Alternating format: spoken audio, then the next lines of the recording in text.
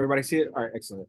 So I've talked about this. I haven't done a challenge in about I haven't done a challenge in I guess the last 2 quarters. It's been a while. It's been about a quarter since I've done a challenge.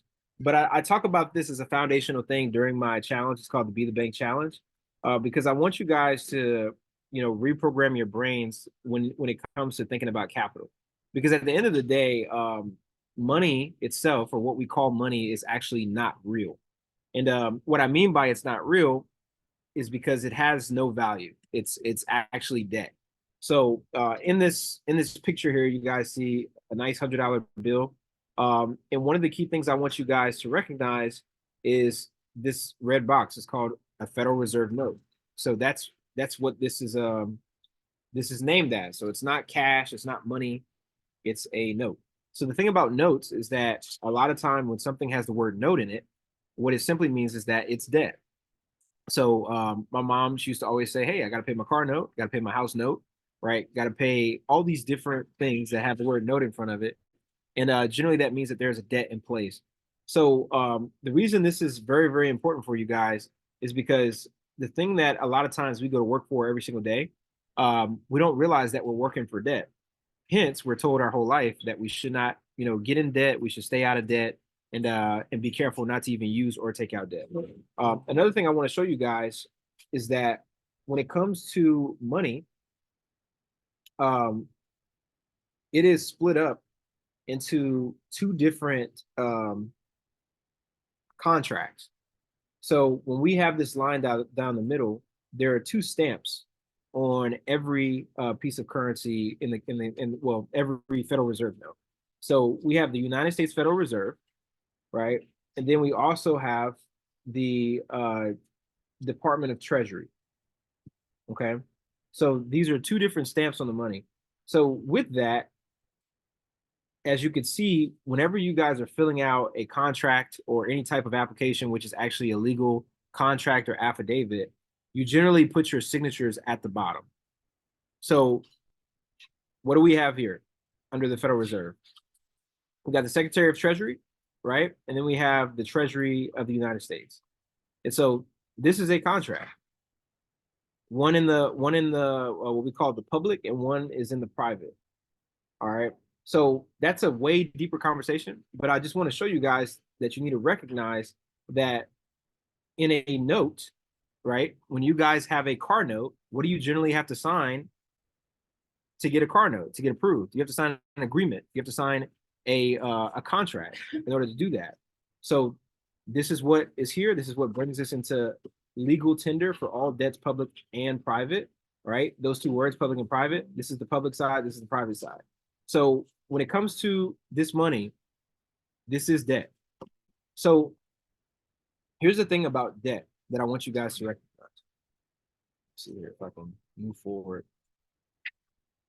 A lot of people get wrong what money actually is when we look at it from a Federal Reserve note side and a credit capital side.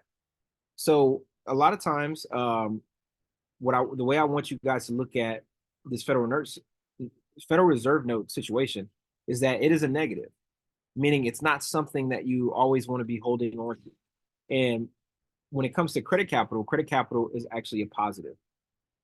So if you can get that in your head, the simplicity of that, Federal Reserve notes or the cash that you guys, work so hard to save up and keep on hand, okay? Federal Reserve notes, they are negatives, where credit capital is a positive.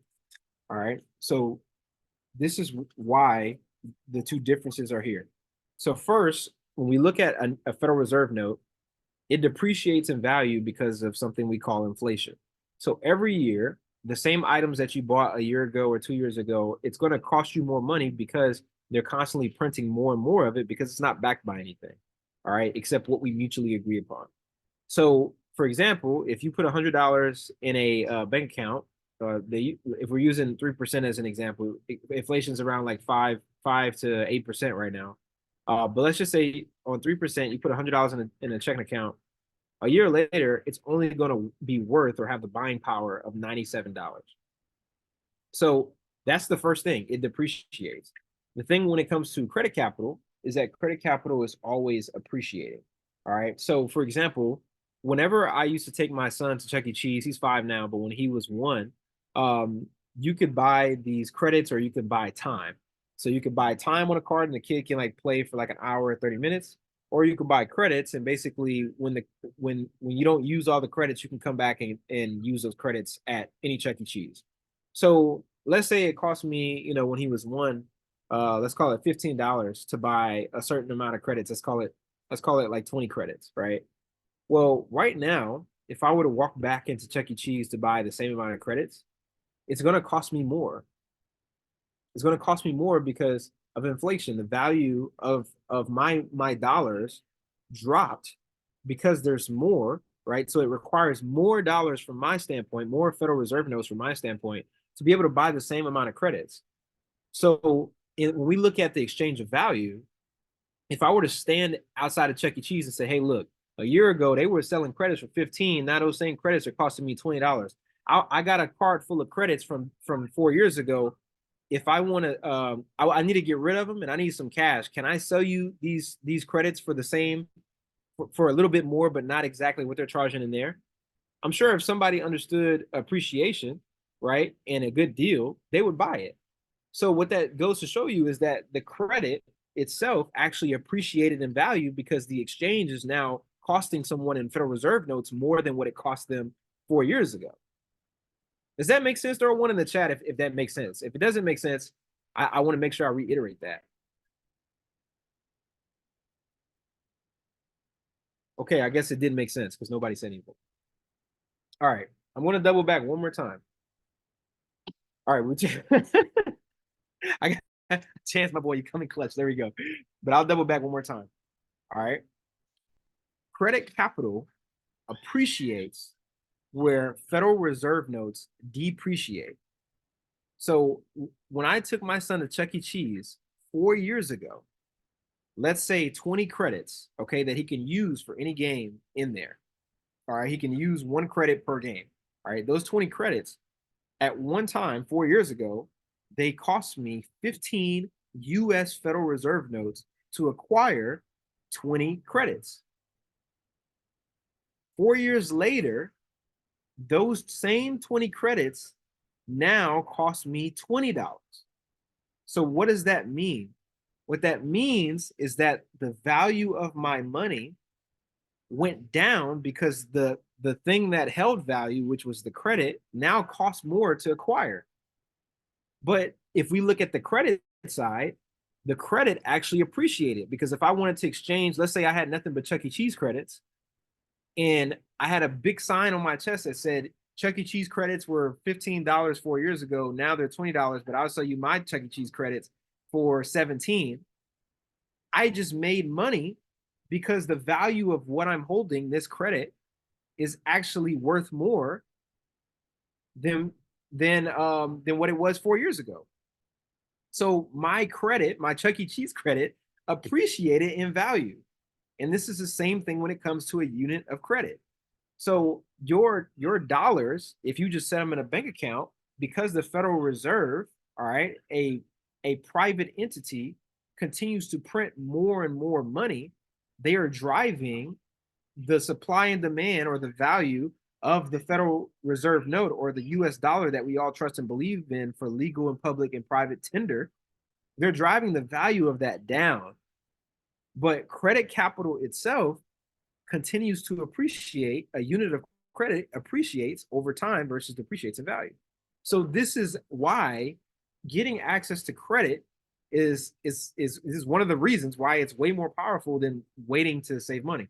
So let's talk about the cost of money.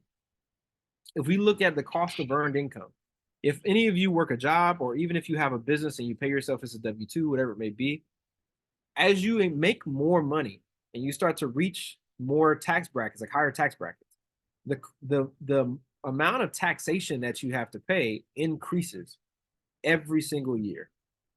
Every single year. So right now, let's say you earned like $200,000, okay, $250,000. An earned income tax bracket of that amount puts you at about 40%. So what that simply means is, say you made $200,000, you only keep $120,000 after taxes. So it's literally like running up the escalator backwards. I don't know if you guys ever tried that. Uh, I always tell my kids don't do it because it's painful if you can't keep up, right? So the more money that you earn in an earned income capacity, you actually end up paying more in the form of taxes, which means that that money is costing you more than it is like to work for it than it is to borrow it. So if you think about it, right, if we're looking at 40%, let's say the year starts in January, February, March, April, May, June, right? June is 6 months of the year. For if you were making $200,000 a year, what that simply means is the first 5 months of the year you are working for Uncle Sam. The first 5 months of the year you are working to pay Uncle Sam. So in reality, that's not a great deal, right? That's not a great deal when your goal is to ultimately invest the money and make a return on it so you can pay for your life.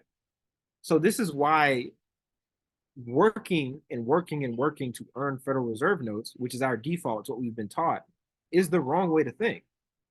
Let's go over to credit capital. Right now, a lot of you are getting or have access to 0% interest business credit. Sinead said, I'm so bad right now. Oh my gosh. I know when you put it in perspective like that, right? Yeah, the first 5 months, you working for Uncle Sam. All right. So when we look at the credit capital, right? Like I was saying, some of you have or are getting access to 0% interest business credit.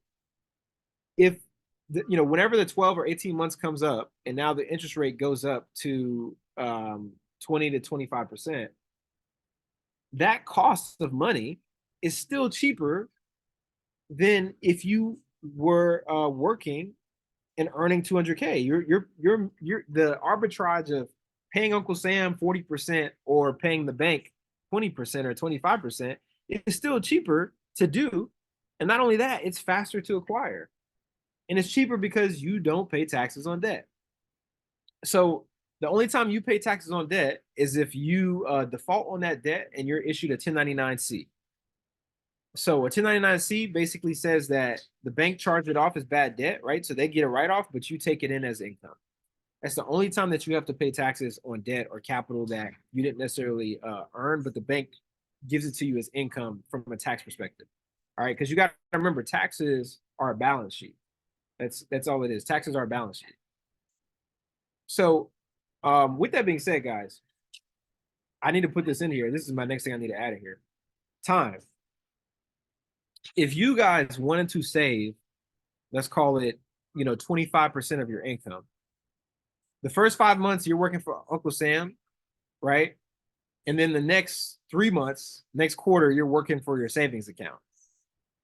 So if 25% of your income is $50,000, $50,000 in credit capital is literally an e sign of a credit card application to get approved for that amount when everything is structured right.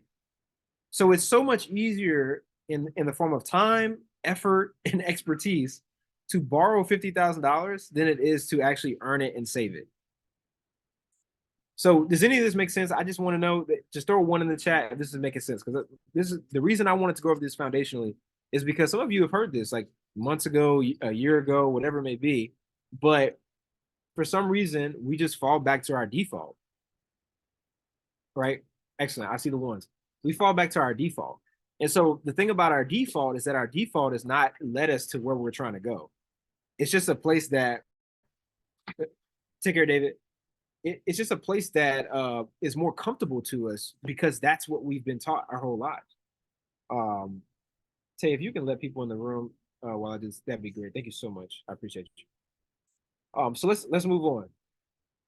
So this is how this was taken out of an excerpt from a book called Rich Dad Poor Dad by Robert Kiyosaki. All right, so just throw one in the chat if you've read Rich Dad Poor Dad before. It's one of the foundational books I think everybody should read if you haven't. I read it for the first time when I was 18 years old. My mom gifted it to me, and I read it in the back of a bus on the way to Atlanta while I was in college or something. I just got to college, and we were on a trip or something. But anyways, in the book he talks about this thing called perfect one with study guide, excellent. He talks about this thing called a cash flow pattern. And so what he says is that the cash flow pattern of a poor middle class and a rich person are very different. And so whenever he explained this, this really blew my mind because I didn't realize, how it like how you move your money and how you utilize money is actually a determinant factor of how you get to live. So a lot of times when you look at poor people, for example, um, I remember I used to always equate poor people with people who held a sign on the side of the road and was like, anything would help or God bless you, right? And then you hand them some money. But in reality, anybody could be poor. Anybody could be poor with a house or with a car. They can be poor, own their car and own their house and still be poor. And the reason being is because when they get any type of currency, any type of Federal Reserve notes, right, they instantly pay it out in expenses. So this is why people say poor college kids, right? Because college kids, they get some money from mom and dad or whatever job they're working, and then they go spend it on a trip or they spend it on books or whatever it may be, right? So this is the cash flow pattern of a poor person. So when we move over to a middle class person, generally when they get income, the first thing they do is go buy liabilities, right? They use their credit and their income to acquire liabilities, and then those liabilities create something called expenses or notes. So now um, they stack their liabilities faster than they do anything else. And then when we look at a rich or wealthy person, what happens is when they get income, they invest it in assets that bring them back more capital or access to capital. So this is the difference for a lot of people is that when it comes to money, right? Because the more we earn, we're not tax incentivized. We're actually tax de-incentivized to make more money. Uh, we end up, a lot of times just thinking there's no way out, and we start just enjoying life. So maybe you go get the car you want or the house you want, but yet you still have these expenses, and you still have to go to work and trade your life force every day to pay for it. Where wealthy people, they don't go get this stuff, the liabilities and all that stuff first. They go grab the most important thing, which is assets. So just like I was showing you guys back in this slide deck. Hold on one second. Is this there we go. Just like I was showing you guys back in the slide deck. Um, what is an asset? Like, how do you determine something is an asset? Can anybody say in the chat, like, how do you know something is an asset? Like, if you look at the difference between an asset and a liability, like, how do you know something is an asset?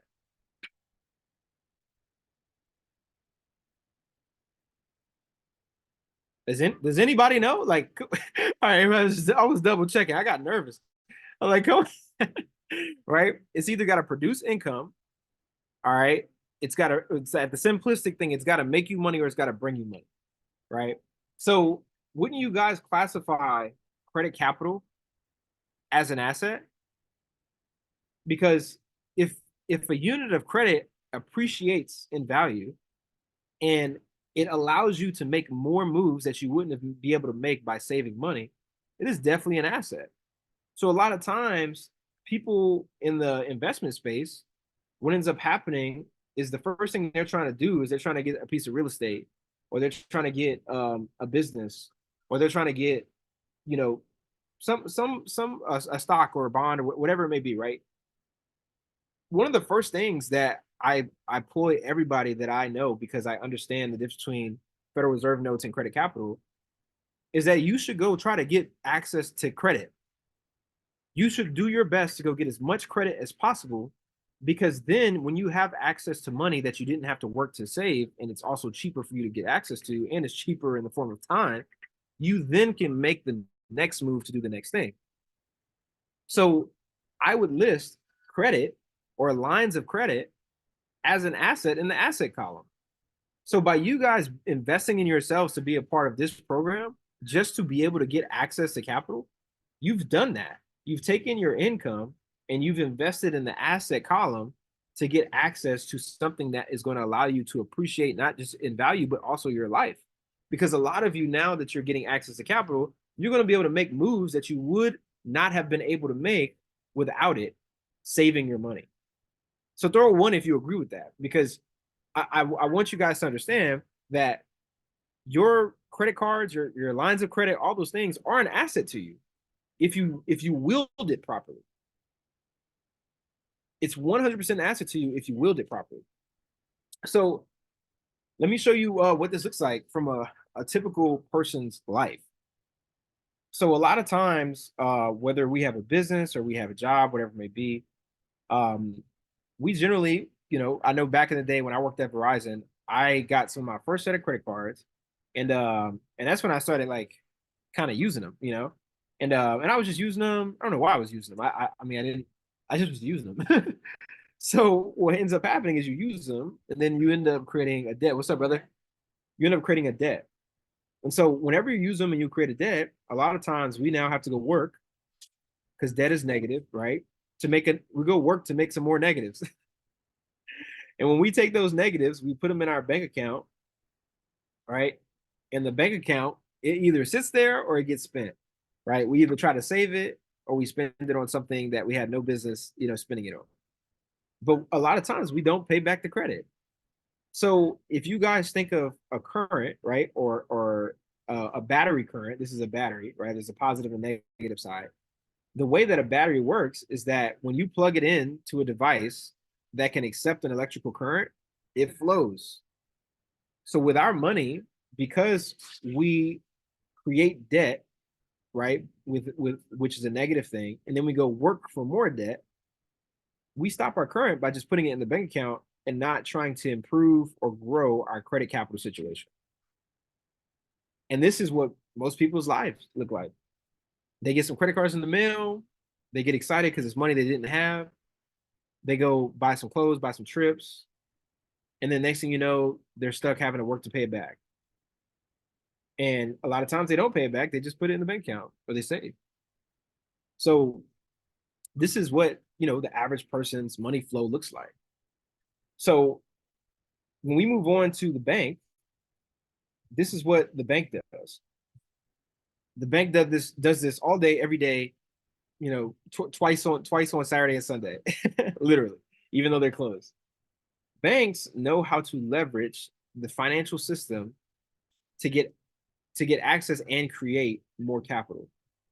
So, for example, a lot of times, banks, when they open, they say, "Hey, come do business with us." Some of you who are getting access to RMs, sometimes these RMs they want you to open a business checking account, right? Or they want you to open a personal checking account. And why is that? Because they want you to put your money in there. So whenever these banks take your money on deposit, they are able to do something called fractional reserve banking. So what that simply means is based on however much money they have on deposit, they are able to go to the Federal Reserve, show them how much money they have on deposit, and then lever that money up times 10. So for example, if I were to deposit $1 into a bank account, right, the bank can now legally, with their partnerships with the Federal Reserve, go to the Federal Reserve and say, "Hey, we have $1 in deposit." And the Federal Reserve be like, "Okay, we'll give you $10 that you can go put to work." So what this does is they are now able to extend credit to somebody who is worthy of receiving that credit, right? Because they have to underwrite it, make sure the risk isn't risky. And that's what we're doing with you guys. We're making you look nice and pretty from a personal credit standpoint, also from a business structure standpoint. So you can be a type of person that matches and fits all of these banks and all these lenders' underwriting criteria. So now they loan it out. And when they loan it out, a lot of people ask me the question, why is a bank willing to loan or give us a business credit card for 12 months at 0% interest if they aren't making any money? It's because your credit card application allowed them to do this thing right here. It allowed them to lever up their money. Your social security number and your signature on the contract to get approved for that credit gives the bank the legal right to securitize that agreement and sell it to another investor. So they already made money the second you sign the paper. They don't need your interest. They made money the second you sign the paper. That's a deeper conversation. But my whole point here is that when they extend a loan, they are now taking a risk. But what they did was they just created money. Because whenever they extend that loan to us, right, as business owners or whoever it is, a personal person, like a person who's doing personal stuff like buying a house, buying a car, what ends up happening is that we become the asset for them, not the car, not the house, right? The securitized instrument called the agreement that we signed to get extended that credit, that's an asset. And then us sitting there working to pay it back is an even more asset, even bigger asset, because now whoever they sell that paper or that contract to gets to be the servicer to receive the return on the money that was extended and created. Throw one in the chat if that makes sense. Your your signature and the securitized agreement that you sign is sold. The second you sign it, it's sold. The Federal Reserve allows the bank to create that credit and put it on a plastic piece of a piece of plastic called a credit card. And whenever the interest does come in, they've already sold the servicing of that credit card to another investor who's now going to make money on your interest. So for them, they're creating more negatives in the form of income, but all those negatives do is it allows them to keep the flow of money going. They're able to now take that and lever it up again. So this is why banks never want you to like go in there and take all the money out, because it's called a run on the bank, because they don't really have any sitting in their reserves, because they're just using the Federal Reserve money to make more money, like to print more money. Like it's a racket. It's a money printing machine. So this is how banks do. But they do it 100% legal, right? They're all above board. This is all signed into Congress, all that good stuff. But the thing is that why don't we start operating and thinking that way? Because we're too busy. We're too busy doing this. We're too busy doing this. We're afraid to use debt, and when we do it, it's on something we can't afford, and then we got to work to pay it back. And then we generally don't pay it back because we don't make enough income, because we're getting taxed by Uncle Sam, because the more money we make, we actually get taxed more. And it just never ends. All right. Look, if you can, I'm gonna change the number up. Throw a 2 in the chat if this is like good, like if this is blowing your mind, and put a 3 in the chat. Put a 2 if it's blowing your mind. Put a 3 if it's like, yo, I needed to revamp this. All right. I needed to think about this again. Right. I love it. Vicious cycle. It very, very, very much so. I love it. So this is how you guys are able to be the bank. All right. To work and move your money like the bank. Okay. Because at the end of the day, we're always going to have to work. I don't care what any guru tells you about passive income. Right. There are certain streams of income that are passive, right? But the definition of passive is always skewed because there's always some management. God would not allow you to have more, and there's no management or responsibility that comes with it. I'm just sorry to burst anybody's bubble, but I've invested in too many things, seen too many things to sit here and lie to you and tell you that there is a source of true passive income that you don't have to worry about anything, and the money just keeps flowing. Doesn't happen. Okay, but even the bank has to work. But this is the most effective and highest leverage of work that you can possibly do if you learn to think like the bank. And so this is what that looks like. Whenever you guys get a Federal Reserve note from your job, from your business, whatever it may be, the most important thing that you can possibly put that money towards is getting access to and or acquiring more credit capital. This is the number one thing. It's not going to buy that piece of real estate. It's not going to grow that business. It's not going to any of that. It's getting access, or a portion of your income needs to go towards getting access to more credit capital. So as you do that, if you look at this arrow here, how the bank moves, it's very like familiar, right? It's very identical to what you're able to do legally within the same right. Because when you get your credit right, you get your business structure right, and we're obviously helping you do that, you are able to take the Federal Reserve notes that you have created, not only to get into this program, but to improve your credit in whatever way. Maybe it's pay down utilization, right? Whatever it may be. And you're able to lever up that money to get access to a larger amount of capital. I mean, there's people like that's what we're doing all day. I mean, Bryce, he came on here 2 weeks ago, and he was like, "Yeah, I got 40,000." All right, Bryce paid I think $10,000 to get in here, and he already levered up his money 4x, almost to what the bank is doing, and he's got more to go. right? Chris and Alicia Clemens. I remember when they first came in here, they invested, right? Got information, and they got approved for an extension or a larger amount of their HELOC when they only had 25. Now they got 200,000 that they got approved for, all because of information. So just like the bank, they were able to act like the bank when they use fractional reserve banking to lever up the capital that they have. So this is the same exact thing you guys are doing. So when you lever up your capital, you then take that capital and you invest it into income producing assets, right? Businesses, real estate, any of those things. When you invest it, guess what now? It is a negative. It is a debt. It is the same thing that a Federal Reserve note is. It is a negative. It is a debt. But the thing that you invested it in, the whole and sole responsibility of that thing is to produce more negatives, more Federal Reserve notes to then offset the credit or the debt that was originally, created from you investing.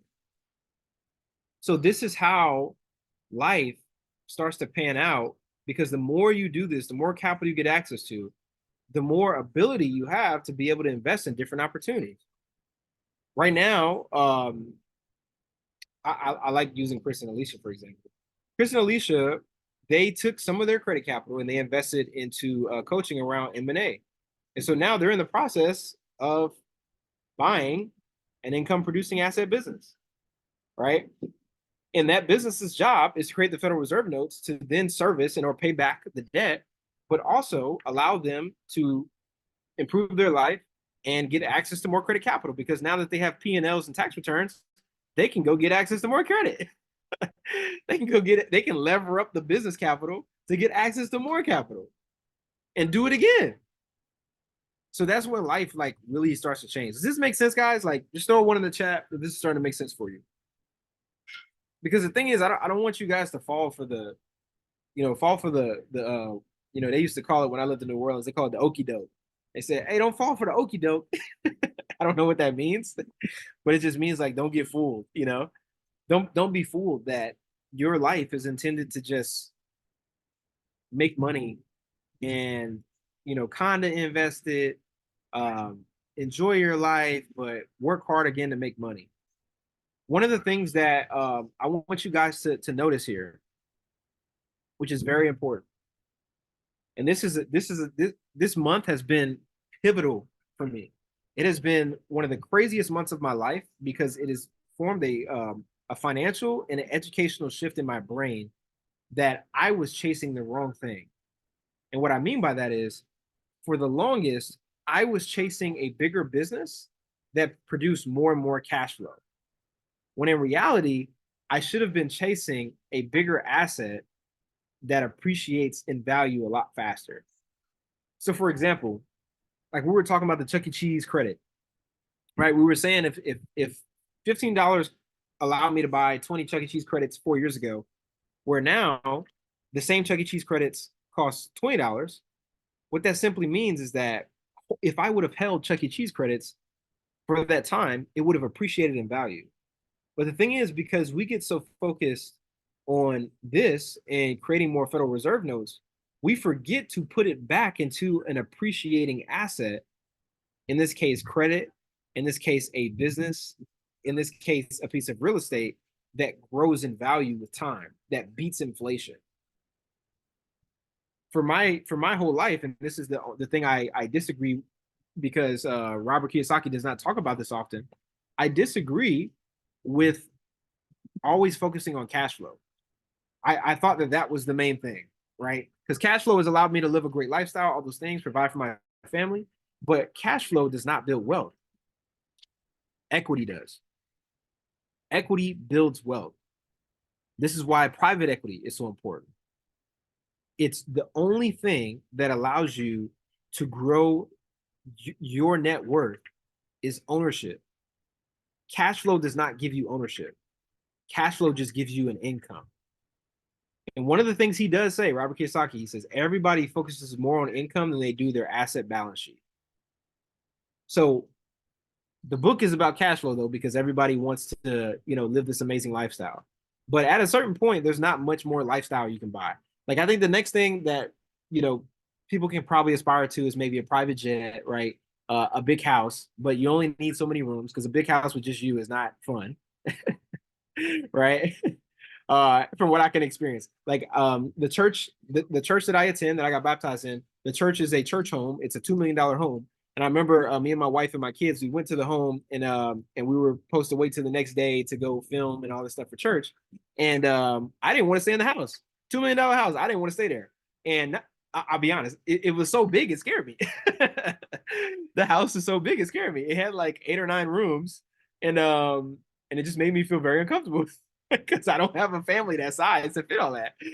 All right. All right. I love that question. Do you think he may have meant the same thing, but you are making it more plain to understand? So I believe he meant the same thing because it is a byproduct of cash flow. But my thing is that when we're always so focused on cash flow, all we're simply doing is we're acquiring more of the thing that doesn't help us, which is Federal Reserve notes. I'm going to give you guys an example. So this business event that I was at on my birthday, April 2nd. All right. The gentleman that we were learning from, it was a very small room, intimate room, all seven-figure entrepreneurs. He was explaining to us that we shouldn't strive for like over 200,000 a month in our business because it takes away from our ability to invest um, in assets that can grow in equity.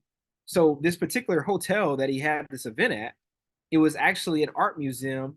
It was turned into an art museum that was then donated to a college. And the guy who donated the hotel, created it, turned it into an art museum, and donated it, was actually an owner of a shoe company that was bought by Berkshire Hathaway back in the 1990s. So guess what the guy did? Of how whenever he sold his shoe company, guess how he took his money. He didn't take it was a $500 million. He did not take his $500 million in cash. He didn't take his $500 million in a Federal Reserve note. He took his $500 million in Berkshire Hathaway stock back in the late 1990s. If anybody knows what Berkshire Hathaway, it's a Warren Buffett's company. They don't split stocks, right? The stock price of Berkshire Hathaway is pretty up there. So right now, Berkshire Hathaway stock from the 1990s to now is like crazy. It's a crazy difference. So what did that mean? The guy understood that cash is not king in this situation. So by him selling his company to Berkshire Hathaway, taking his proceeds in Berkshire Hathaway stock, if he needs money, he could just take a loan. If he needs money, he could just take a loan. And that money continues to grow year after year because it's freaking Berkshire Hathaway. So that 500 million is a few billies right now. And for those who don't understand what billies are, billions. It's worth billions right now, from the 1990s till now. So with Robert Kiyosaki, he is phenomenal in helping people understand they need to invest in assets, but he's not phenomenal in helping people understand that equity is the only thing that allows you to move up faster than cash flow ever will. So this is why this is so important for you guys. The first asset all of you need to work and learn to acquire as you work with me and my team, Taylor, right, is credit capital. This is the first asset. This is the eighth wonder of the world. All right. I just made that up, the eighth wonder of the world, but let's call it the ninth. You guys need to first learn how to acquire it, how to maintain it, and how to leverage it. Secondly, then it's how to invest it properly. Okay. It's how to invest it properly. And not just in anything, not in something that just makes a little cash flow. You want it to be something that does make cash flow, but something that is also going to appreciate in value over time. And then thirdly, it's wash, rinse, repeat. Wash, rinse, repeat. So we got about 10 more minutes left in this call. I'm going to stop sharing my screen. and allow you guys to give me some takeaways or feedback or anything. I would love to hear what you guys have to say about this, or any questions, any of those things. So whoever wants to go first, just raise your hand, and yeah, I'm sure you're going to help a lot of people with your realizations as well. Whoever wants to go first.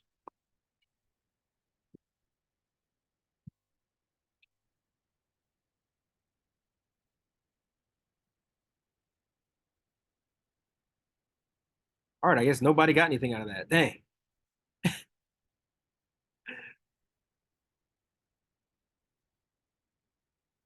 Y'all, now y'all got, I was joking, but I'm serious. Anybody got anything?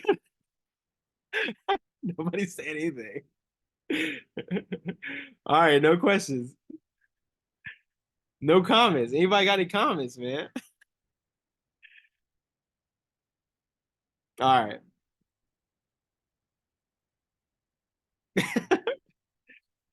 All right. I'll say a refresh is always necessary, DePaul. We appreciate it. No problem. No problem. I I appreciate you for commenting.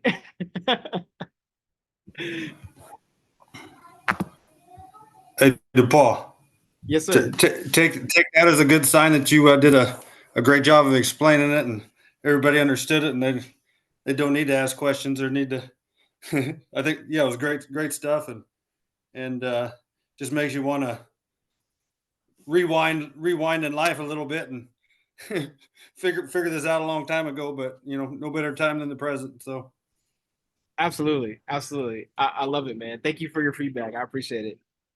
Wait, So, I'm sorry. I was just typing, but then I'm like, oh, okay, I should maybe come off mute.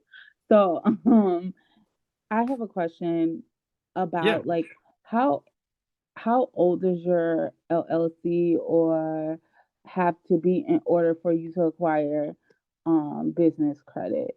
And do you have to like be effectively like making money, or is there something you should do if you're not sure what kind of industry you want to go into first in order to acquire the business credit? Yeah. So, your business can be brand new to acquire business credit. The main thing is it's always dependent on your personal credit. So, however good your personal credit is the determining factor on if a bank is going to lend to you with the business being brand new. It does help, like you generally can get higher limits depending on the bank when you have an older company, but it's not like a set in stone thing. The main thing is having great personal credit, and then in some cases having the relationship with the bank or the lender. Um, so that's pretty much the answer to that. As far as what industry you want to go into, my biggest recommendation is like try stuff because you really don't know. Like everything sounds good on the internet, like it just does. And so I've taken credit capital and invested in a lot of things. Like you can ask my wife. Like there'd be times when she's like, "Stop buying courses. Stop, stop buying." She's like, "You're Wait, buying a too." horse? Oh my God. Yeah. So when she would do that, I would just laugh. But what I was doing though is I'm trying to do research and development to find out like is everything cracked up to what everybody else is saying it is. But in doing that, what I found is that every business has problems, no matter how easy somebody makes it sound. Ecom has problems, right? Amazon FBA has problems. Uber has problems, right? Turo has problems. Online marketing has problems. Like no matter what it is, it's gonna have problems. It's just like a marriage. Like you, every marriage has problems, but you just decide which problems you want to deal with. So if you know some guy has an alcoholic problem, right? He's just an alcoholic. You may not want to deal with somebody who's an alcoholic, right? Because maybe you have a cousin or a family member who's an alcoholic, and you're like, I don't feel like dealing with that. But on the flip side, there may be something else. You know what I mean? So there's always going to be a problem. It's just, are you willing to deal with it? You know, sometimes, I mean, there's a lot of times I've seen people get divorced over just communication. So they don't like to communicate, right? It's the same thing with a business. It's going to have some type of problem.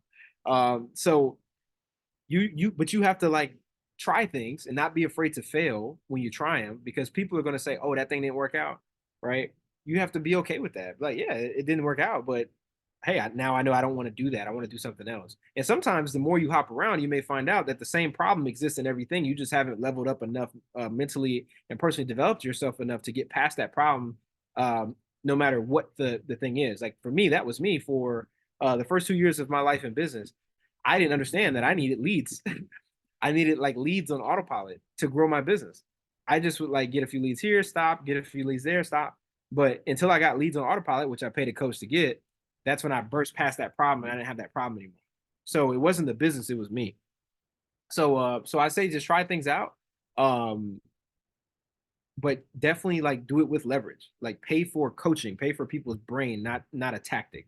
And you'll get there a lot faster, Sinette. So let me see here. Tiffany, once you have your LLC, how do you build up the PEG score? Apparently, I only have one line that is contributing to that score.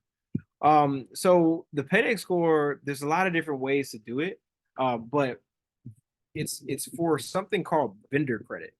So whenever people online, like when they say business credit, they don't think about 0% interest, personally guaranteed business credit. They think about like no personal guarantee type business credit.